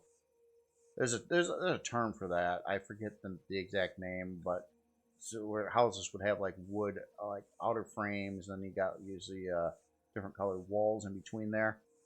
I've seen that quite a few places before. Usually in old school movies and stuff, or vintage towns. So what do we got here? Okay, so this is another larger structure building too. Actually, God, there's a bunch of them. God, these things are gigantic. Yeah, over here, there's another building. Oh, this one's got a bunch of storage controllers in it. It's like some 640K storage bays here. We got a staircase going up here to here. Again, this was just, I think it was mainly made for the outside, outside look of the whole place here. And it does look really, really nice too. Yeah, that's just wild. That is wild. See all this. Hold on, I had a little problem on my side screen there. I had to fix that. Alright, I like the trees in there too. Yeah, you can put in like pretty big full size trees as deco in the game now too. And if you didn't know that, it was kind of added in. I think that's a really cool option, especially useful for something like this. Wow. Just like going around the city here, I mean, this could make a pretty interesting large scale like POI, like invade the city and try to get from the outskirts of the city and breach the castle or something. Eventually, that'd be kind of a neat kind of scenario setup. Oh, look at this Art Deco-y thing up here in the middle. That's wild.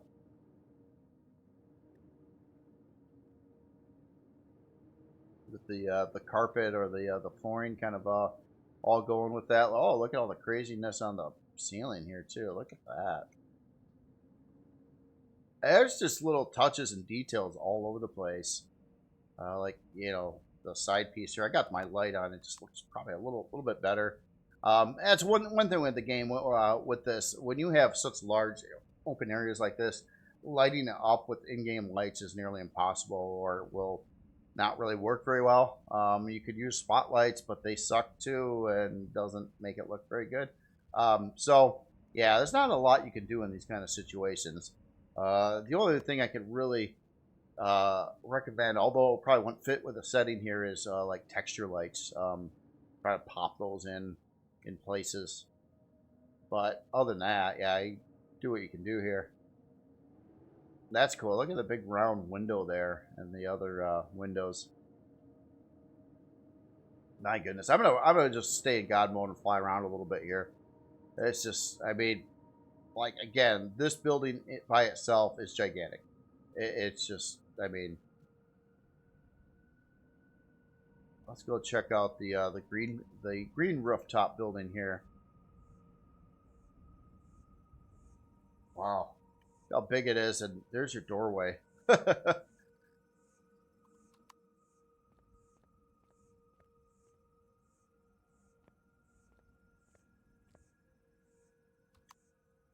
That goes out to center courtyard here. I like the architecture and the roof lines and everything, how all that's working. It's unfortunate that there's certain blocks that if they were UV'd correctly, you could actually make the roof work right and line up. Like what I say UV'd is like how the texture applies to a block, and you can adjust and control that when you're actually doing the 3D model work for the block. And you could have like separate individual surfaces, and you could have it aligned properly to do these kinds of things. But yeah, anyway, generally that's pretty good anyway. But that is another gazebo. Ooh, fancy! Oh, I like the glass on top of the gazebo there. Yeah, that's an author. Which is, did I say the author name? If I did, I apologize. I thought I did though. Yeah, by Scarge. Yeah, I did say the author name. For some reason, I just thought I didn't. I probably was looking at the overall city and whatnot. Just all kinds of little touches in all kinds of places, like the neat looking stuff there, and that stuff going on there. And then we got the castle, probably the largest building here, and they're all pretty big, but this one's bigger yet. Oh, I like that balcony coming out from the other building. Is there a balcony going to this one too? No. Okay, so no balcony there, but a balcony right here. Now look at the fancy like marble deco walls and things.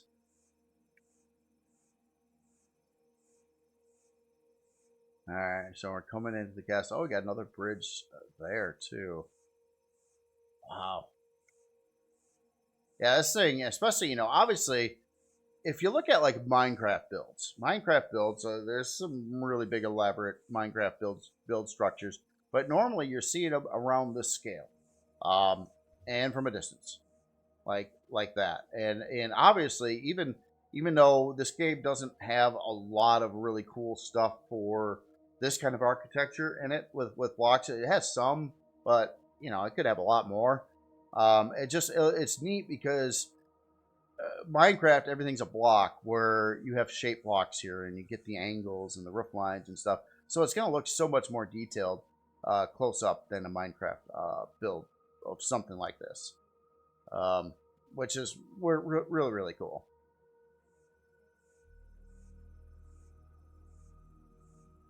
Not sure what my point there was. It's just I like one of my biggest problems with like Minecraft isn't the game.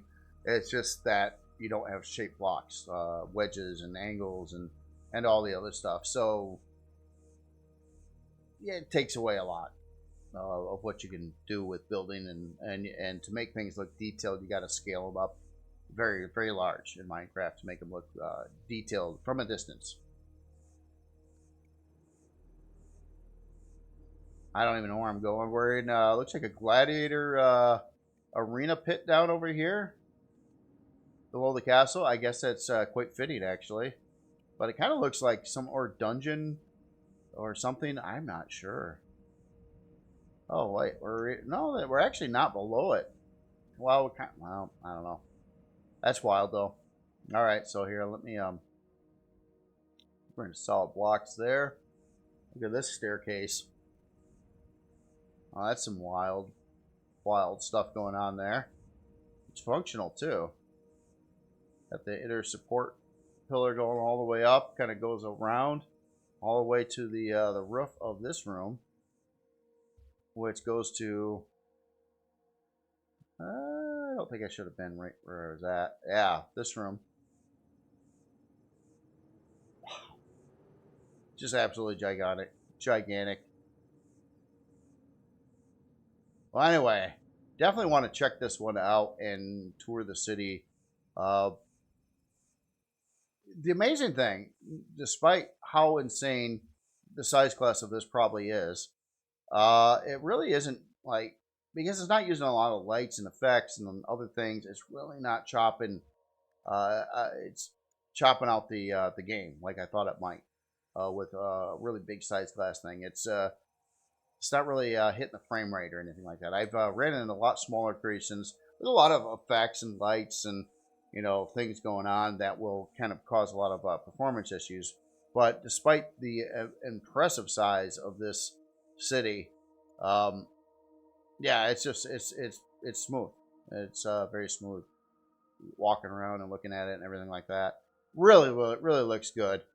I mean, that's just something you don't see much. So I think this author has built some other cities. This one's probably the biggest and more just more elaborate yet.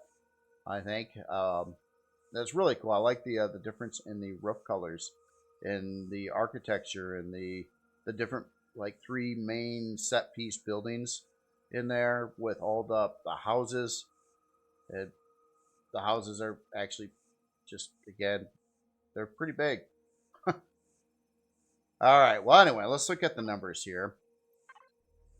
So, there it is, too. I was wondering what this was going to be. So, unlock level 25.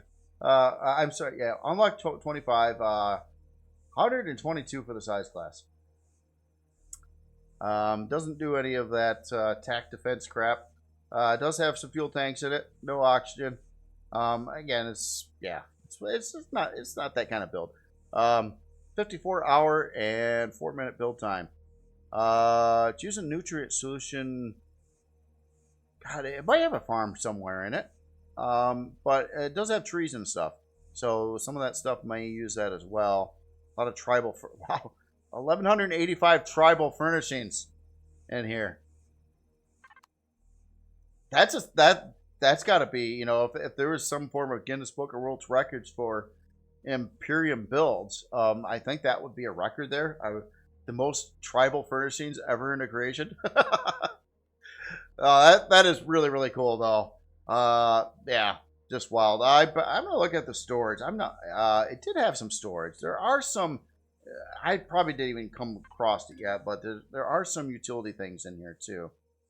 So we do have, it looks like 12 storage controllers here. It kind of looks like they're all hitting at 640. So 12 640s, and I don't even want to know how many barrels, baskets, bookcases, and buckets. Yeah, there's a lot. There's a lot of that. So yeah, again, very cool. This is the Avalon City by Scarge. Really impressive. It's almost like I almost want to make like a little sub video of this, and it just looks like it would be fitting in like some kind of Pixar movie or something like that. I don't know. Just a very cool build here. I was gonna turn it off. I don't know why, but I turned it off anyway. All right, so let's get on to the next build here. Got still a couple more things to look at. I know this video is gonna be really long. I knew looking at the builds this week, it's gonna be insane. So sorry about the length, but a couple more things to check out. Yeah, here. So next one here is the. Do I got that right? Yeah, I think I do have that right. Okay, this is the RE2 Inquisitor Core One by Carrick. I think. Do I got this right? Yeah, Inquisitor. Okay, it said Core One, and I'm like, man, this certainly doesn't look like it's a Core One, but it could be, I guess. Yeah, this is a nice looking ship. I like this. That's cool. Yeah, that's really neat. Just kind of the shaping of the hull, the way everything's fitting together. Cool looking cockpit bridge area as well. But yeah, this it's really cool. I like how it's got kind of a little bit taller stance, and the yeah, just the way it's set up there. That looks really cool. Got your landing gear right back over there. Looks very solid. And also like thruster components here. Oh, we got some. Well, that's different. Like, yeah, almost like someone markered. Take out those thrusters or something over there. Like probably upgrade options going on with that. But that's cool. That's never seen that LCD before. That actually looks really realistic. Like if you took a marker and drew an X on a piece of paper. Oh yeah, we got the check marks back over. So we got check marks there and bad marks there. Oh, that's so wild. Okay, so that obviously looks like it would translate to a larger style thruster, but not these over here. That's an interesting system there. Oh, look at that. All thrusters with a green check mark can be replaced by thruster one size bigger, S2M or M2L. Interesting. Not sure how that works though with these over here. One size larger. Oh, maybe in depth. Oh, I bet you that's it because there's some that go 3 blocks deep instead of 2. But other ones, like this one over here, would be like going up to the 2x2x4 size thrusters. Yeah, that's cool. Oh wow, look at that. We got more info out on the outer hall here. Retrieve the block. Oh, interesting. So yeah, all kinds of neat little upgrade options in here. So I'm starting to think that the author is pretty serious when they said it was a Core One. I think it probably is a Core One, as it says. You know, not that I would doubt it or anything like that. It's just it looked kind of neat and impressive, especially with I was looking at the guns. And it's got like 4 turrets on here and some other things that look like it would just cost more. But really interesting. It's got several of these information LCDs all around the hall, kind of in the area telling you about how they're going to work. And this one's talking about a mining upgrade. Assign laser drills to the harvest. So yeah, the antennas over here get swapped out with drills. So it looks like a 4 drill setup there. That's cool. That's cool. What do we got? So you got thrusters back there. It's probably a fake radar. Oh, let's see if we got radar upgrade. Oh, that's neat. That's neat. That's neat. Yeah, it's just yeah. As soon as you look at something, there's an information screen that like pops up right there. Hey, this is what you're looking at. This is what you do with it. That is really really cool. So we got a landing pad on the top over here. Looks like a way in the build there. A secondary landing pad here. You know, for smaller HVs or well, probably SVs. I mean, there's ways to get HVs on here. You could probably, you know, jump a HV up over the front nose here and park it up there. If you're, we're good with that kind of thing.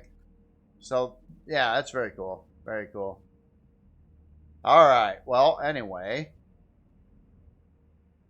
Let's get a board here somewhere. I guess I'm gonna come in here and we'll see where. I'm sure there's a lot of other ways in and out of the build here, but this one's pretty obvious right now. Woo-hoo. All right, so as soon as we come in, we've got a lot of stuff going on here. Wow, it's almost like too much information.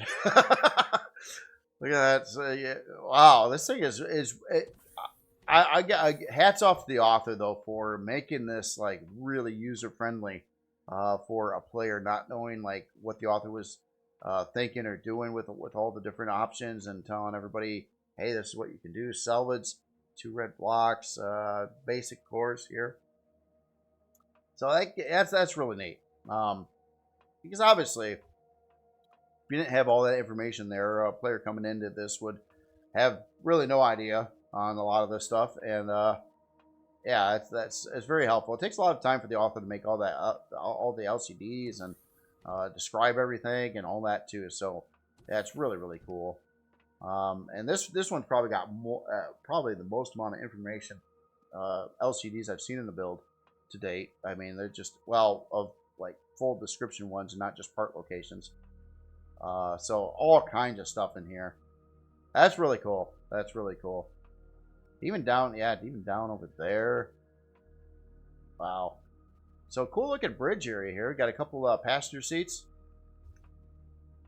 Main cockpit, like the glass work up there. Oh, the lights kind of mounted up the glass. That actually works. This is obviously our kind of production area over here. Utility, armor locker, weapon locker, a lot of boxes and storage controllers, fridge, food processor, ATM, a medical bay over here, and the rest of it on the other side here. I got, of course, your shower and toilet, bedding. You've got a towel rack. That's a new feature on the builds. And then we got our production. This is okay, so that's more like utility. This is production. So you got a couple of advanced constructors here. We got, oh, I got farming in here too. Oh, check that out. So we got looks like 18 grow plots, grow lights installed already. And then we got a whole bunch of information about the engineering department. That's cool. More storage controllers here. And we got our main core. It looks like a warp drive in there.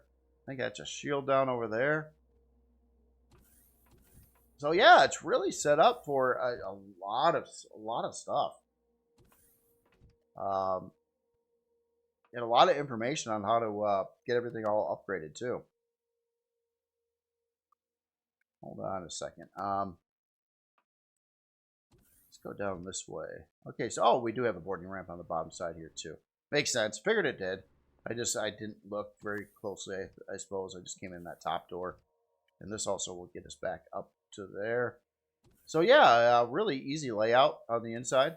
A lot of utility, a lot of information on a lot of upgrading too. A lot of upgrade potential in here.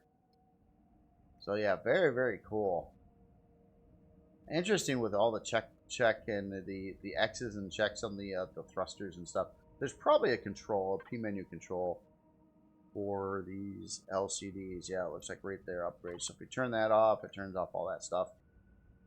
Yeah, very, very cool. Well thought out. A lot of function in there too. I mean, it does look like it did about everything that you'd want out of a starter CV. Production and all your utility stuff, farming, that kind of thing. All right, here let's get the lights going back on here, and it's again a really cool looking ship too. Just the general stance and how it's sitting there looks really, really nice. So all right, let's take a look at the numbers here. So unlock level 15, size class 2, 45 forward, 20 strafing, 40 lift, 23 reverse, 18 down. 18 down. 6 fuel tanks, 2 oxygen tanks. Those have a detector, 2 sentry guns, and 4 light Gatling turrets. 2 hour, 58-minute build time. Yeah, definitely a starter. Yes, with the unlock level 15. Requires 40 Sathium. Not a big deal. Yeah, on that, just your baseline stuff there. So that's really cool. So again, this is the RE2 Inquisitor Core One by Carrick. Very, very cool. It's useful starter. Oh, wait. I didn't look at a stat here. I apologize. Did not look at the storage on here yet, or the shield strength. So 320k primary. Trade goods, that's a 32k. Interesting. Harvest bay in here. 320k on that as well. Oh, it actually tells you right here, so I don't really have to go in all of them. It's 56k for fuel, 56k for protected, unsorted loot at 32k, ammo controller at 40k, and a bunch of sort boxes. Even ones for trading cards and things like that. So yeah, very, very cool. Very, very cool. Again, I'll say it one more time. The RE2 Inquisitor Core One by Carrick. Very, very cool build. All right, so this one is this is something another author modified older build of mine, the Apollo HGD high gravity dropship module. This is an RE2 version of it. So the original one I built was either for vanilla or RE1. I think it might have even been for vanilla. So this one was tweaked out and made to work for RE2. Did I not? I have fuel in there. Oh, it just landed. Yeah. So I just thought I'd quickly take a look at this. See if there's any. There's probably not many noticeable differences except for. Oh yeah, it's got like a Reforged. Okay, so the original one was built for Reforged Eden. It looks like, and it talked about that. So this is a RE2 version. So I guess it's mainly about the CPU. What this is even Ente's build over there. The Hive has a dropship module. This is a dropship module. This is what would go there, and it actually connects to those builds with a hangar door that mounts up to the inside of that. In fact, hold on. Let me get this up. Oh, let's turn on some stuff here. I'm gonna try to park this in there.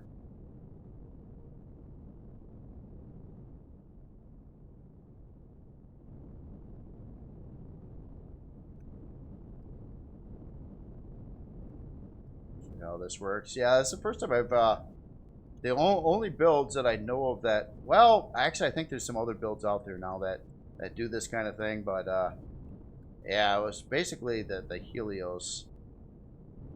Maybe there's I forget exactly. You had to come down pretty low with this. I'm screwing this up. Oh, I know what it is. I'm acting like I'm in the center. Hold on. I wonder if there's guide markers here that I can turn this on. That was the thing about it, because if you look at the front, I'm piloting it from over here, but yet I'm trying to fly it in the center, which is not how these work on this kind of. So I'd have to like come like way off to the side over here. But it is hard to line up unless you have some kind of markers. And I am screwing this up royally. Here, maybe I'll go to. Yeah, there we go. That might help. Yeah. But I probably shouldn't do this. I'm like, let's make the long video even longer. Let's stock modules now. There we go. I think I'm lined up better. And then you basically get to the front, and then I don't know if I might be centered or pretty close to centered. And then it docks, and then should be able to walk out here, open that door, and that lifts up to over to here, and now we're on aboard Ente's ship over here.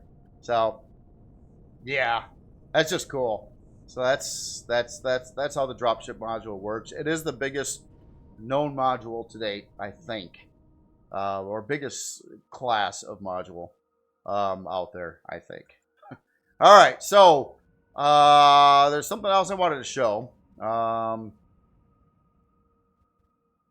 have to go north. One sec here. North. Yes. Last thing I want to show is, I think that.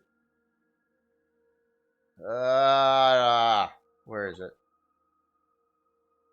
Maybe it's there. Yeah. Okay. So last thing is, I did update this build again, since I showed it yesterday in a video, and I did put this on Discord, on the Anvil Discord under my studio channel. But this is a little bit modified version of the 1000 and 2000 models that I showed in a video yesterday. I updated a few different things on it. One, they were missing Wi-Fi, so I added Wi-Fi to the build. I updated the sign so you could read it, and in the right lighting, it actually looks closer to that of what the menus in Satisfactory would look like. So I was kind of like messing with that, so that looks kind of close. And then I updated the back area, added a little bit more color and a little more detail in this this section back over here. So that's about it. Anyway, I just wanted to show you that real quick. And then, because the playthrough is actually going to be starting here in about 3 hours from now, I I took the good old Scarab STC little tree cutter, and I gave it a custom paint job to match the ship over here. So I didn't make any other changes to it, but I have a custom version of the STC yet again with a new paint job on it to match this this color scheme over here. So other than that, that's the last thing I wanted to show on these two things. And again, if you are interested in this build, it will be out probably this Sunday to the workshop. There's some other modifications that might be done to it before I get it to the workshop. One of the statistical problems or challenging issues I've got is I would like to provide a quicker way into the bridge from outside, and that's proven to be very difficult to do.